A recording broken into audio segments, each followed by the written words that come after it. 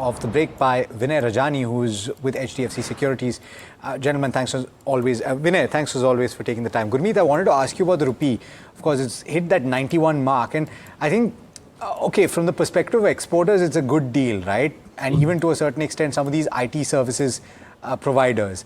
But would you say that there is also a negative impact that you should bear in mind? And also particularly from the foreign institutional side, it means that India is that much less attractive, right? Because if you look at the year-to-date returns for the Nifty in dollar terms, now we're at less than 3%. No, you're right.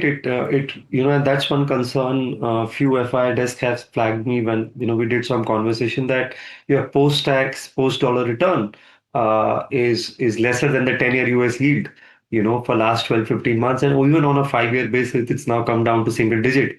So that's the reason you are seeing a bit of an unwinding. Unfortunately, also a bit of anti-AI trade. We have been a little late to AI, and that's played its part. I think there's a bit of a disconnect on rupee as far as the real economy is concerned and the financial market is concerned. I don't see, from a macro point of view, rupee should be under that pressure, considering our trade deficit numbers in November, considering the overall macro environment. I think it's just the selling supply pressure from FIIs and OFS being done through so many IPOs. That's putting a lot of pressure. So capital account is putting more pressure, if I were to put it, that at some point of time, even rupee would be attractive from a fresh entry point of view, as and when it turns. So we probably have to, wait this time. It is a little frustrating for a lot of investors, especially, 2/3 of the investors have come after COVID. They have not really seen a grind like this. It has happened in 2019. It's happened post demonetization. It happens every 2-3 years where, some froth gets taken away. So you have to grind yourself. But as I said, the real economy is showing progress, and risk reward is turning very favorable, from an incremental liquidity point of view. So with some pain, there will be hopefully long-term gain.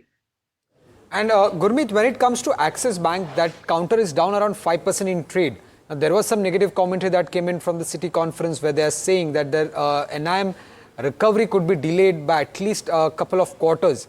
But do you think that this commentary was pretty much expected after the rate cut announcement?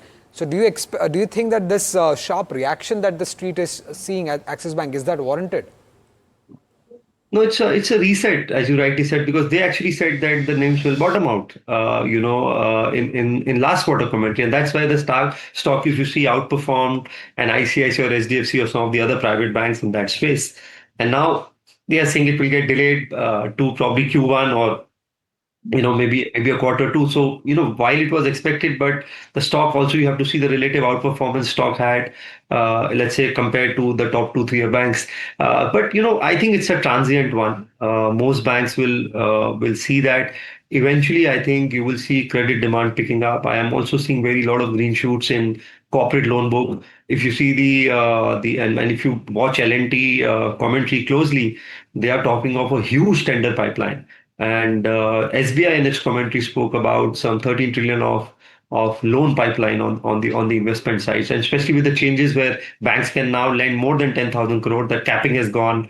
Bank can participate in M&A, which wasn't allowed earlier.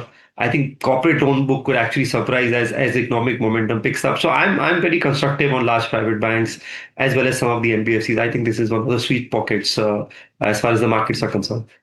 Right. Thank you, Gurmeet. Thank you for joining us.